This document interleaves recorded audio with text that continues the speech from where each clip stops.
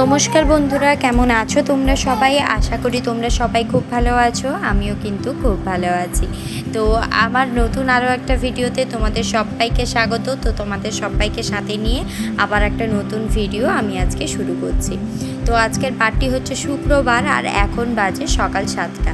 তো ঘুম থেকে উঠে প্রথমে রান্নাঘরে চলে এসেছি সকালের যা রান্নাবান্না থাকে, কাজকর্ম থাকে সেগুলো শেষ করার জন্য।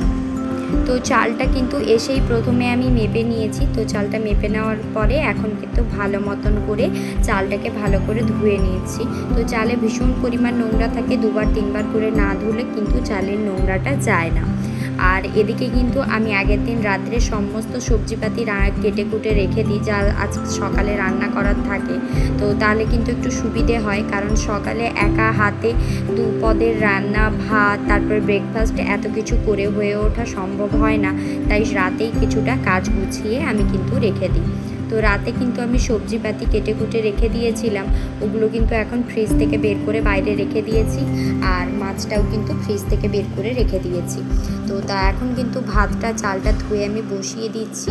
তো ঘুম থেকে উঠেছি অনেক সকালে, ওই 6:30 নাগাদ ঘুম ভেঙেছে, কিন্তু সোনা পাপা একেবারে উঠে আসতেই দিচ্ছিল না, কান্না করছিল। তাই ওরই জন্য হচ্ছে গিয়ে কিছুক্ষণ ঘুমিয়েছিলাম। তাই আমার ঘুম থেকে উঠে আসতে একটু দেরি হয়ে গেছে। তো এত বেখেয়ালে রান্না চাপিয়েছি যে ভুলে গেছে যে গ্যাসটা অন নেই। তো লাইটার দিয়ে চালাচ্ছিলাম, তো দেখছি জ্বলছে না। আবার দেখি যে ট্যাঙ্কি থেকেই তো অফ করে রেখেছি। তো ট্যাঙ্কি থেকে অন করলাম, এখন হচ্ছে গিয়ে গ্যাসটা চালিয়ে দিয়েছি। তো ভাতটা বসিয়ে দিয়েছি আর এদিকে করব হচ্ছে গিয়ে শাকটা সেদ্ধ করতে দিব। কলমি শাকের ভাজা করব। তো কলমি শাকটা তো একটুখানি সেদ্ধ করে নিয়েই ভাজাটা করতে হয়। আমি তো ওরকমভাবেই ভাজা করি, কে কেমনভাবে করে আমার ঠিক জানা নেই। তো কলমি শাকটাকে একটুখানি লবণ দিয়ে একটুখানি চিনি দিয়ে সেদ্ধ করতে দেব, কারণ এইগুলো তো একদম ওই মানে চাষ করা শাক, এগুলোর একেবারে স্বাদ থাকে না। তো অল্প একটুখানি মিষ্টি না দিলে না কেমন খেতে লাগে, ভালো লাগে না। তাই আমি একটুখানি মিষ্টি, একটু লবণ দিয়ে শাকটা সেদ্ধ করে নিই। তারপরে রসুন, পেঁয়াজ, কাঁচা লঙ্কা দিয়ে হচ্ছে গিয়ে শাকটাকে ভালো করে ভেজে নিই। তো শাকটা এখন হচ্ছে গিয়ে সেদ্ধ করতে বসিয়ে দেব। আর ওদিকে কিন্তু সোনা পাপা উঠে পড়েছে। তো সোনা পাপা অনেক জেদ করছিল কোলে নেওয়ার জন্য, আবার ওর কাছে শুয়ে থাকার জন্যও জেদ করছিল। তো আমি কিন্তু ভাবলাম বেশ অনেকটা বেলা হয়ে গেছে, আর আজ একটুখানি রান্নারও একটু ঝামেলা আছে। তো 3টে রান্না আজকে করব হচ্ছে কলমি শাকের ভাজা করব, মসুর ডাল করব, আর করব বাঁধাকপি মাছের মাথা দিয়ে তরকারি করব। তো 3টে রান্না আছে, তারপরে আবার ব্রেকফাস্ট বানিয়ে দেব। তো টোটাল 4টে রান্না হয়ে যাবে। যদি এখন তো 7টা 15-20 মতো হয়ে গেছে, এখন থেকে যদি রান্নাগুলো আমি কমপ্লিট না করি তাহলে কিন্তু আমার কিন্তু রান্না কমপ্লিট করতে ভীষণ দেরি হয়ে যাবে। মানে 9টার ভেতরে আমি কিছুতেই রান্নাটা কমপ্লিট করতে পারবো না।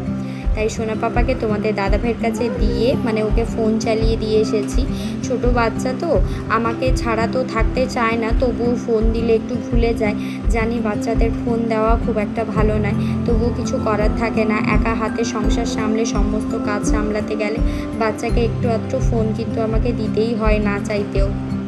না হলে ওকে রাখার মতো বা ধরার মতো তেমন কেউই তো এখানে নেই। আর যে একটু বাইরে নিয়ে ঘুরিয়ে আনবে তারও কোনো মানে এখানে উপায় নেই। তাই হচ্ছে কি ঘরের মধ্যেই সকালবেলাটা ওকে আমি ফোন দিয়ে বসিয়ে রাখি, যাতে করে ও আমাকে ডিস্টার্ব একটু না করে, আমি যাতে তাড়াতাড়ি করে আমার যে হাতের কাজগুলো আছে ওগুলো শেষ করে নিতে পারি। তো এখানে ভাত শাকটা সেদ্ধ করতে বসিয়ে দিয়েছি। তারপরে হচ্ছে গিয়ে বোতলগুলো, সমস্ত বোতলের নিপ ছিপি সমস্ত কিছু আমি হচ্ছে গিয়ে গরম জলে ফুটিয়ে নিই। যেহেতু ছোট বাচ্চা খায়, আর সোনা পাপাতে কিন্তু এই ফ্লাস্কটাতে আমি সারাদিনের গরম জল করে রেখে দিই। এই গরম জলটা আমরাও খাই, আবার সোনা পাপাকে খাবার করে দিই। তো সোনা পাপাকে যে আমি বাড়িতে সেরেলাকটা বানিয়ে দিই, ওটা কেমনভাবে বানাই বা কী কী দিই, ওটা যদি তোমরা জানতে চাও আমাকে অবশ্যই ভিডিওর নিচে কমেন্ট করবে, আমি কিন্তু অবশ্যই দেখাবো।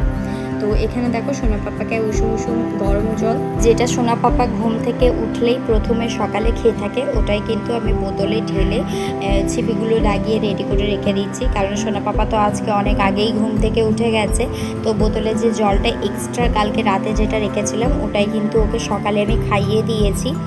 আর সকালের জলটা এইমাত্র রেডি করে বোতলে ঢোকালাম। আর এদিকে কিন্তু আমার শাকটাও সেদ্ধ হয়ে এসেছে। তো কলমির শাক সেদ্ধ হতে খুব একটা সময় লাগে না, একটুখানি জলটা ছেড়ে দিলেই কিন্তু কলমির শাকটা ভালো মতন করে নরম হয়ে সেদ্ধ হয়ে যায়। যেহেতু আমি ফ্রিজে রেখে দিয়েছিলাম, তো শাকটা একটুখানি শুকনো শুকনো হয়ে গেছে, তাই হচ্ছে গিয়ে জলটা অতটা বেরোয়নি, কিন্তু সেদ্ধ কিন্তু ভালো মতন করে হয়েই গেছে। আর বাকি জলটাও কিন্তু এখন হচ্ছে গিয়ে ফ্লাক্সে ঢেলে নেব। আর আমার কিন্তু জলটা এখন গরম হয়ে গেছে, তো বাকি যে গরম জলটা ওটাও কিন্তু ফ্লাক্সে ঢেলে এখন রেখে নেব। তো চলো জলটা ফ্লাক্সে ঢেলে ভালো করে রেখে দিই।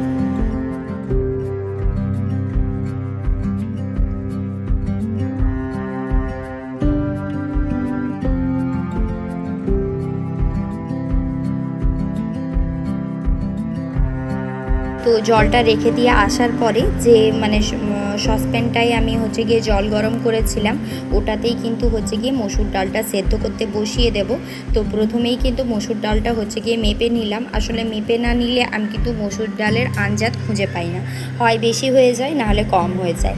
এই যে ডাব্বাটার ছিপির ঢাকনাটা আছে, এই ঢাকনাটায় এক ঢাকনা মতো নিলে আমাদের কিন্তু 3 জনের হয়ে যায়। তো আমি আমার সোনা পাপার বয়স হচ্ছে 2.5 বছর। তো আমি আমার 2.5 বছরের বাচ্চাকে কিন্তু প্রত্যেক দিন দুপুরে যে লাঞ্চটা দিই, ওটা কিন্তু আমাদের জন্য যে তরকারি রান্না করি ওই তরকারি কিন্তু আমি আমার মানে ছেলেকে দিয়ে থাকি আর কি। আর ও কিন্তু খুব মজা করেই খেয়ে থাকে। তো ওর জন্য কিন্তু আলাদা করে আমি কোনো রকম তরকারি কিন্তু আমি আর রান্না করি না, বা ঝাল ছাড়া তরকারি রান্না করি না। নর্মালি আমরা কাঁচা লঙ্কার তরকারি খেয়ে থাকি, তো সোনা পাপাকেও কিন্তু আমি ওই তরকারিটাই দিয়ে থাকি। তো সোনা পাপা কিন্তু খুব ভালোভাবে খেয়ে নেয়, তো ওকে কিন্তু প্রথম থেকেই আমি ওভাবেই দিয়ে থাকি। আর এদিকে দেখো ভাতটা আমার হচ্ছে গিয়ে ফুটে এসছে, আর এদিকে ডালটা সেদ্ধ করতে এইমাত্র বসালাম, আর এদিকে শাকটা কিন্তু সুন্দর মতো করে সেদ্ধ হয়ে গেছে। তো শাকটা সেদ্ধ হয়ে যাওয়ার পরে কড়াইতে তেল দিয়ে পেঁয়াজ রসুন কাঁচা লঙ্কা দিয়ে ভালো মতন করে ভেজে নিয়েছি। এখন হচ্ছে গিয়ে শাকটা দিয়ে একটু লালচে করে ভেজে নেব, তাহলে কিন্তু আমার শাক ভাজা রেডি হয়ে যাবে। তো শাক ভাজা হয়ে যাওয়ার পরে ডালটাও কিন্তু সেদ্ধ হয়ে গেছিলো। আর এদিকে কিন্তু আমি আরেকটা গ্যাসে হচ্ছে বাঁধাকপি আলু সেদ্ধ করতে বসিয়েছি। আর এখানে পেঁয়াজ তারপরে শুকনো লঙ্কা 5 ফোড়ন দিয়ে একটু তেলে নাড়াচাড়া করে নিয়ে মসুর ডাল সেদ্ধটা হচ্ছে গিয়ে ওই ফোড়নটার মধ্যে দিয়ে দিলাম। এবারে একটুখানি নাড়াচাড়া করে একটু ফুটিয়ে নিয়ে নামিয়ে নিলেই কিন্তু রেডি হয়ে যাবে। আমার আবার খুব পাতলা পাতলা ডাল একেবারে পছন্দ হয় না, তোমাদের দাদাভাইও খায় না, তাই একটু ঘন ঘন ডালই করেছি।